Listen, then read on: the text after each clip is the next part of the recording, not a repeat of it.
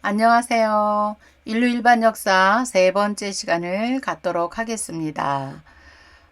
우리는 지금 성경을 읽기 위해서 성경의 앞부분을 지금 먼저 해독을 지금 하고 있는 중입니다. 여러분 이해되시죠? 1장에서 11장까지를 인류 일반 역사라고 우리가 지금 자세하게 공부를 하고 있지요. 성경의 앞부분이 신화가 아니고 세계 역사이고 인류의 역사라는 것을 우리가 먼저 이해를 해야지 성경 전체를 보는데 여러분들이 안정감 있게 또 건강하게 성경을 볼 수 있습니다. 자, 성경은 신화가 아니다. 맞습니다. 오늘 우리는 노아의 홍수 자세하게 한번 살펴볼 건데요. 이건 역시 실제 세계 역사 가운데 있었던 일이라는 거죠. 성경은 사실적인 역사를 기록해 놓은 책이다. 이것을 우리가 꼭 붙잡고 가야 합니다. 그리고 모세는 BC 1500년경에 굉장히 중요한 논문을 한 편을 썼다. 이렇게 여러분 생각하시면 돼요. 모세가 써준 정리된 문헌으로 이 성경의 앞부분을 우리는 지금 해독하고 있는 중이거든요. 그래서 우리가 성경을 읽는다, 성경을 일독한다, 그런 말이 중요한 것이 아니라 성경은 과연 무엇을 말하고 있는 것이며 성경은 어떤 책인가 앞부분부터 여러분들이 해독을 잘하면서 읽어 나가시기를 바랍니다. 자, 우리는 성경을 읽으면서 관점이 두 가지가 있다 그랬어요. 첫 번째는 성경을 읽을 때 첫 번째 주제, 관점은 누가 왕이냐. 성경 전체는 왕 이야기거든요. 그런데 첫 번째 관점, 하나님은 왕이시다. 이 주제를 놓치면 안 되겠죠. 그뿐만 아니라 이제 우리가 두 번째 주제도 자세히 우리가 한번 다룰 건데요. 두 번째 주제 굉장히 중요해요. 두 번째 관점 역시 우리가 요한계시록까지 놓치면 안 되는 길이 있습니다. 두 번째 길, 셋계열은 가인 계열과 섞이면 안 된다. 지금 여러분 이 길이 쫙 보이시죠? 네, 지금 우리는 길을 만들고 가는 중이에요. 지난 시간 4장은 앞으로 나타날 제국의 역사는 어떻게 흘러갈 것인가 우리 나누었습니다. 가장 힘센 사람이 하나님처럼 되어서 백성을 다스리게 될 것을 우리는 공부했죠. 자, 이제 그들은요, 지성과 철학과 도덕, 선행, 나름대로 문화를 만들어 나갈 것입니다. 하나님의 형상대로 모양을 따라 지음을 받았으나 하나님 없이 그렇게 종교와 사상을 만들면서 국민도 만들고 법도 만들고 영토도 빼앗아 가면서 그렇게 힘 있는 자들의 왕들의 역사를 만들어 갈 것이라는 것을 우리는 4장에서 공부를 하고 왔죠. 자, 그러면 이제 5장은 아담의 족보 이야기라고 했습니다. 그 족보는 아담에서 노아까지 예배 공동체의 족보였습니다. 그런데 특이한 것은 5장 정도에 와서 벌써 하나님은 가인의 족보를 완전히 끊어냅니다. 그래서 5장 전체가 아담의 족보인데 가인의 족보가 거기에 나오지 않습니다. 다른 말로 말한다면 가인의 족보를 끊어낸 것이죠. 여러분이 정말 이런 걸 보시면서 성경을 정말 그러한가 한 번쯤은 고민하면서 꼭 확인을 직접 해보시기를 여러분 바랍니다. 갑자기 생각이 나는 건데요. 사도행전에 보면 17장에 보면요. 바울의 2차 선교 여행 중에서 베레아 지역을 갔을 때 베레아 사람들의 특징은요. 성경을 굉장히 깊이 보는 그런 아주 참 좋은 점을 갖고 있는 것을 기록해 놨습니다. 그래서 사도행전 17장 11절에 보면 이런 말씀이 있어요. 베레아에 있는 사람들은 데살로니가에 있는 사람들보다 더 너그러이 간절한 마음으로 말씀을 받고 이것이 그러한가 하면서 날마다 말씀을 상고함으로 이런 말씀이 나와요. 저는 개인적으로 이 말씀을 굉장히 좋아합니다. 왜냐하면 이 베레아 사람들이 말씀을 굉장히 간절히 사모했다 그랬어요. 그냥 말씀을 글씨로 본 것이 아니라 정말 그러한가 하면서 깊이 봤다는 그런 내용을 제가 굉장히 좋아하는 내용입니다. 그래서 여러분들도요, 족보 하나하나 얼마나 귀중한지 여러분들도 정말 이것이 그러한가, 인류 일반 역사를 꼼꼼하게 여러분들이 보셨으면 좋겠어요. 족보에서 끊어낸 가인 공동체 누구일까요? 4장에서 우리가 공부한 것처럼 하나님을 무시하고 살아가는 가인 계열, 라멕 계열의 사람들이죠. 성경은 이제 앞부분이지만 이렇게 주제가 흘러가고 있다는 거 맞습니다. 이 족보는 고대 문헌 가운데 가장 중요한 문서라고도 볼 수 있어요. 이런 문서가 성경의 앞부분에 있다는 사실이 놀라운 일이 아닙니까, 여러분? 인류 초기의 기원을 캐는데 굉장히 중요한 족보들이 10장, 11장에도 나와 있습니다. 우리도 이 성경 앞부분을 귀히 볼 줄 아는 그런 안목이 필요해요. 지루해서는 안 될 이유, 우리가 지난 시간에 공부했었죠. 자, 일단 우리는 지금 성경은 사실인가? 이런 질문을 안고 가는 중이죠. 오늘은 6장에서 9장까지 노아의 홍수 부분을 한번 살펴보려고 합니다. 성경의 대홍수 사건이 정말 사실인가? 이것부터 우리가 확인을 하고 가야 되겠죠. 네, 그래야 성경이 또 믿어지기 때문에 그렇습니다. 자, 노아의 홍수는 전 세계 민족들 가운데 전설 가운데서도 남아 있고요. 또 역사 속에서 흔적을 보면 대격변, 홍수에 대한 기억이 지구상 대부분의 민족들의 신화나 전설 속에 보존이 되어 있습니다. 또 메소포타미아의 수메르, 이집트의 경전들, 인도, 산스크리트의 고어들, 태평양 여러 민족들의 민담, 북아메리카 원주민들, 또 특히 호주, 뉴질랜드 원주민, 유럽의 토착민들의 전설 속에서 이런 홍수의 이야기가 굉장히 많이 남아 있습니다. 창조과학회 그런 데서 나오는 굉장히 좋은 동영상들이 많이 있어요. 찾아보시면 얼마든지 노아 홍수가 사실인가 과학적으로 잘 증명된 것들이 많이 있기 때문에 여러분들이 찾아 들으시면 될 것 같아요. 저는 오늘 영적인 면만 한번 다루어 보려고 합니다. 노아의 홍수는 교회에서 먼저 다루어져야 될 거라고 생각이 돼요.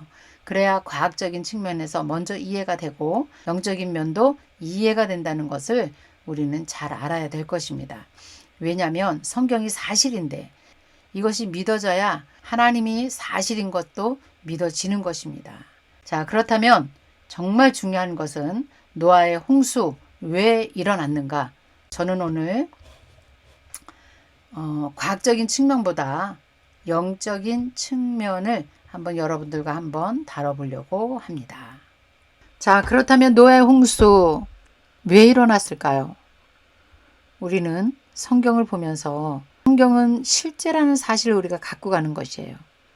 그리고 그 실제적인 사건 안에 왜 하나님이 이렇게 할 수밖에 없는가? 이런 영적인 면을 중요하게 생각하면서 성경을 봐야 됩니다. 자, 우리 4장에서 가인 계열이 나왔잖아요. 또 5장은 셋 계열의 족보까지 나열하면서 다른 말로 말하면 교회 공동체라는 것을 하나님이 가르쳐 주셨어요. 그런데 그 교회 공동체가 세상 사람들과 섞이면서 노아의 홍수가 일어날 수밖에 없다는 사실을 성경이 우리에게 말해주고 있는 것입니다. 자, 창세기 6장 1절에서 7절 하나님 말씀을 여러분들이 펴서 한번 보세요. 하나님의 아들들이 사람의 딸들의 아름다움을 보고 섞였기 때문에 심판을 받은 것이라고 정확하게 기록되어 있습니다. 여기서 하나님의 아들들 누굴까요? 5장에 나오는 교회 공동체의 셋 계열을 말하고 있는 것입니다. 그렇다면 사람의 딸들의 아름다움을 보고 사람의 딸들이 누굴까요? 가인 계열을 말합니다. 다른 말로 말한다면 예배 공동체가 아닌 세상 사람들, 하나님을 무시하는 세상 사람들이에요.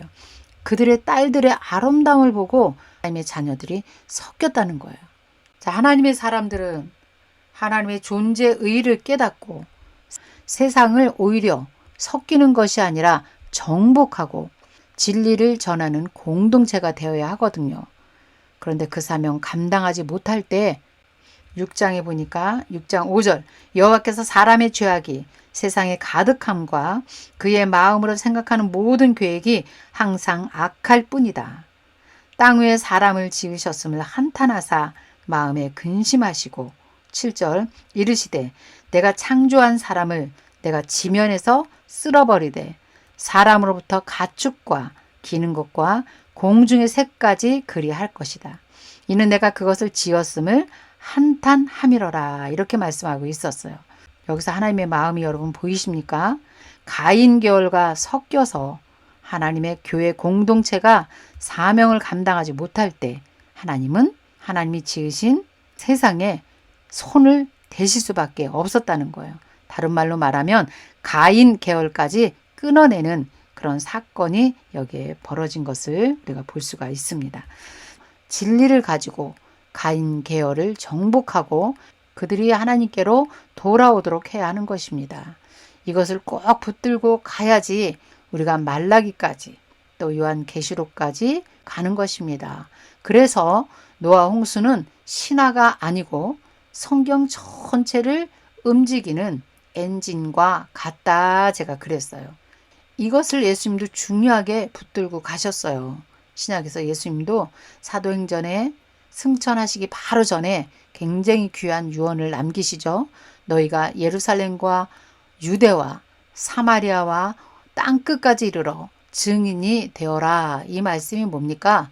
예배 공동체는 이렇게 살아내라는 귀한 유언을 우리에게 이 땅에 마지막으로 주시고 가신 것도 바로 이 말씀입니다. 자, 그렇다면 이제 셋계열은 어떻게 살아야 하는가? 중요하지 않아요, 여러분? 거룩한 계열의 사람들 왜 존재하는가? 존재의를 알고 살아가려는 것입니다. 자, 복으로 세상을 정복하고 진리로 사명을 감당하면서 살아가기를 하나님께서 이 시대에도 저와 여러분에게 귀한 메시지를 주고 계시죠. 아브라함에게 모든 족속이 너로 말미암아 복을 얻을 것이다. 귀한 사명을 하나님께서 부여해 주시죠. 오고 오는 인류가 하나님의 말씀으로 복의 자녀들이 될 것이라는 귀한 예언을 아브라함에게 하나님께서 해 주신 것입니다. 자, 그러면서 이스라엘 백성들에게 광야의 시내산에서 하나님께서 주신 말씀 한번 볼까요?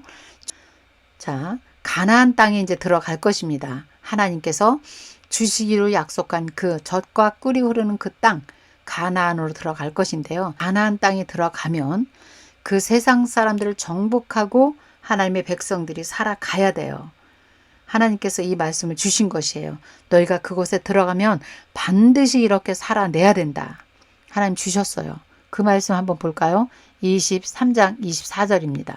너는 그들의 신을 경배하지 말고 섬기지 말고 그들의 행위를 본받지 말고 그것들을 다 깨뜨리며 그들의 주상을 부수고 내 하나님 여호와를 섬기라. 그리하면 내가 너희의 삶을 내 백성들을 책임지시겠다고 말씀하세요. 섞이면 절대로 안 된다는 걸 지금 말씀하고 계시죠. 출애굽기 23장 32절 33절 볼까요? 너는 그들과 그들의 신들과 언약하지 말라.